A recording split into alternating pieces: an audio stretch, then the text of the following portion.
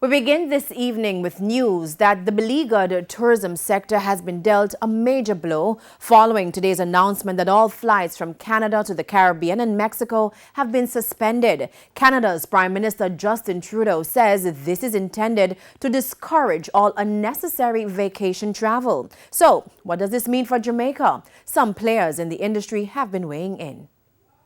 The United Nations described 2020 as the worst year in tourism history. In a report this week, it was revealed that the coronavirus pandemic cost the global tourism sector $1.3 trillion, and the fallout continues. Air Canada, Sunwing, Air Transat and WestJet have suspended service to the Caribbean and Mexico with immediate effect. This is in response to a surge in coronavirus cases in Canada. The announcement was made Friday by the country's Prime Minister Justin Trudeau, who explained that the measure will remain in place until April 30. With the challenges we currently face with COVID-19, both here at home and abroad, we all agree that now is just not the time to be flying. President of the Negril Chamber of Commerce, Richard Wallace, says this will have a crippling effect on the local tourism sector. So it's just bad news after bad news. Every day something else is happening and it's getting worse. At the end of the day, I guess it's going to come to a halt soon, and then we'll just have to try and survive that again until things open back.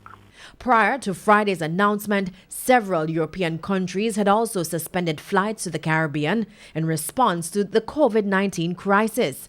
All eyes are now on the United States, Jamaica's #1 tourist market. What we're doing now is bracing for what the U.S. will do, because as you know, there's a new U.S. president, and he's trying to get a grip on things as well, and in terms of COVID, and we don't know. We're bracing to hear what's next. I hear that maybe in another 2 weeks they should make a decision as to what they're going to be doing. But it's not looking good at all. Once again, thousands of jobs in the sector may be on the line. We put the issue to Tourism Minister Ed Bartlett. And I know that there are discussions that are currently going on in terms of possible fiscal and other monetary arrangements that could assist in keeping the doors open. It's a difficult moment, yes, and we accept that.